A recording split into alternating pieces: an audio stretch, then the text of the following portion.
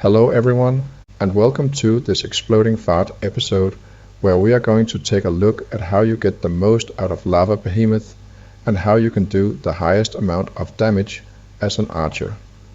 I will also show you how you can use this as a training dummy. So watch until the end, because there are probably things you didn't know about this daily boss. This video might even inspire you on how to set up your warrior or mage. So, for this video, it would be a good idea to have watched the previous video called How to Set Up Presets in 4 Minutes, since we're going to make a preset called Boss Preset. So, what is the Lava Behemoth?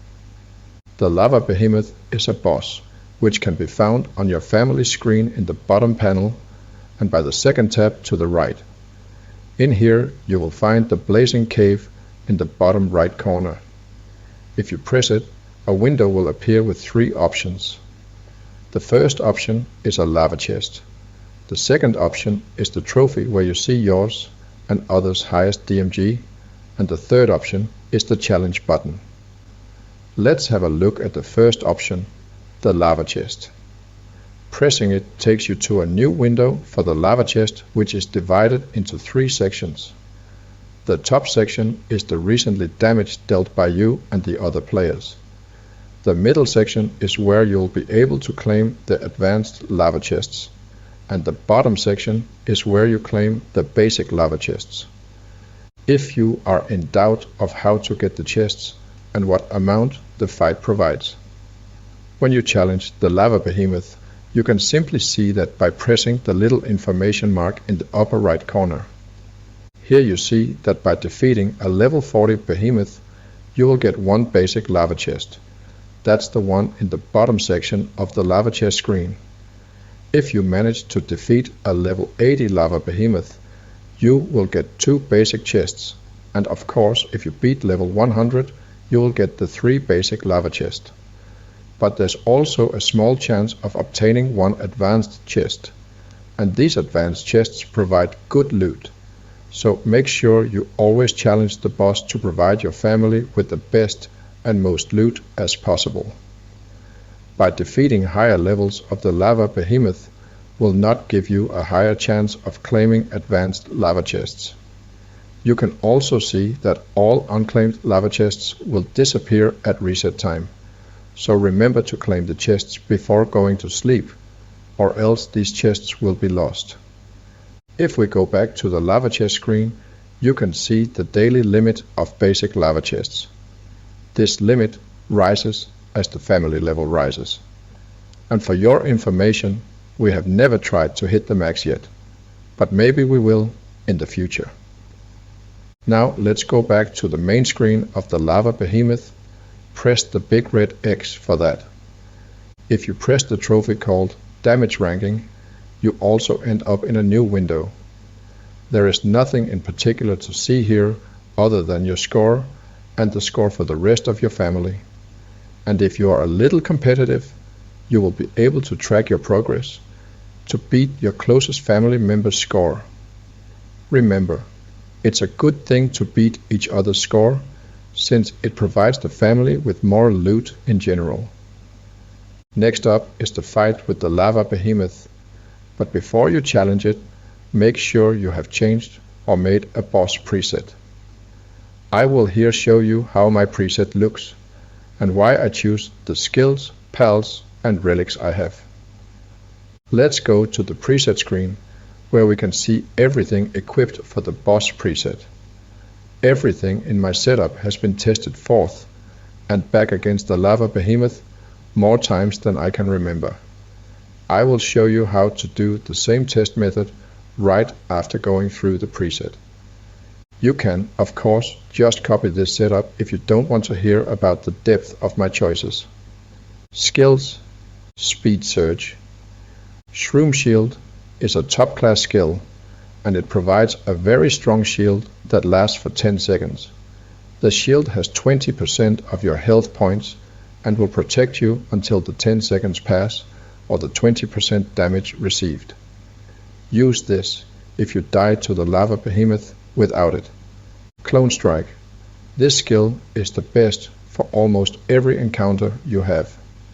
Clone Strike is a shield and a damage dealer at the same time. It deals at least 200% of your damage, and it will clone your buffs from skills or pals too.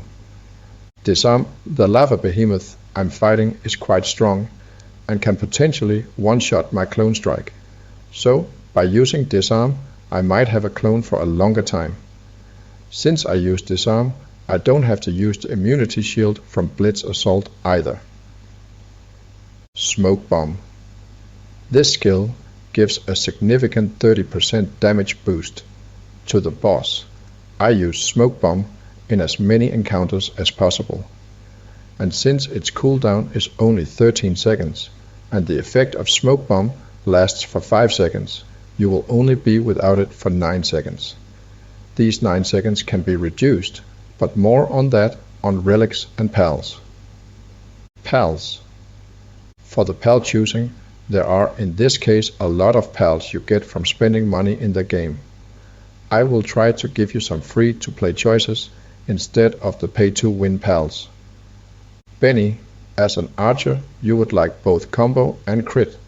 In this case, Benny gives me 5% crit, but he does also have a 30% chance to launch the Lava Behemoth into the air for 0.5 seconds and provide a mini stun.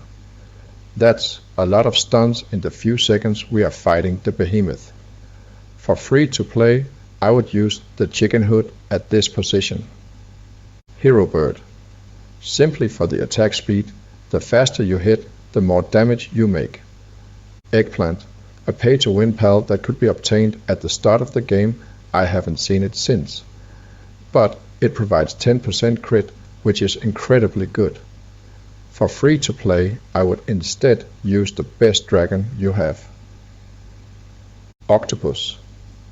This pal was not as good as I thought or had hoped for, but even though I have had the best results on the Behemoth, with him equipped as an archer. If you don't have the Octopus, then try out Snow General, since it syncs with your Snowflake relic. Banana. Another free to play pal that gives me 10% combo, which is very good, but also adds 100% combo, which is 300% in total, since you add the pal's attack multiplier. For free to play, I would instead use the best Hydrosprite or Cactus you have available. Relics. The relics are just as important as skills and pals, since they mostly provide a boost to your setup. Combo Mask. Normally, you would aim for a combo of 70% and 50% crit. So if you are so lucky to have 80% combo and 40% crit, you could benefit by changing to Crit Mask instead. Kite. The Kite gives a great damage boost against the boss. Crystal, because it gives my Octopus a decent amount of attack speed. Or use Snowflake if you use Snow General instead of the Octopus. Immunity. Book. For me, the boss hits quite hard, so the 3 seconds of immunity it provides are life-saving for me, and in that period I also are free to hit the boss with everything I have. Time Statue. Another relic that fits our setup since we use both Disarm and Smoke Bomb. This narrows the time without a buff to 5.5 seconds. Storm Necklace. This necklace adds another 30% of damage to our clone, so it's dealing a minimum of 230% damage now. That's how I would do the relics. Lastly, for my prayer statue, I have chosen to run with 4 times combo and 1 global attack damage as an archer. With this setup, my most important attributes are now at 95% combo, 55% crit, and a combo multiplier of 9,400%.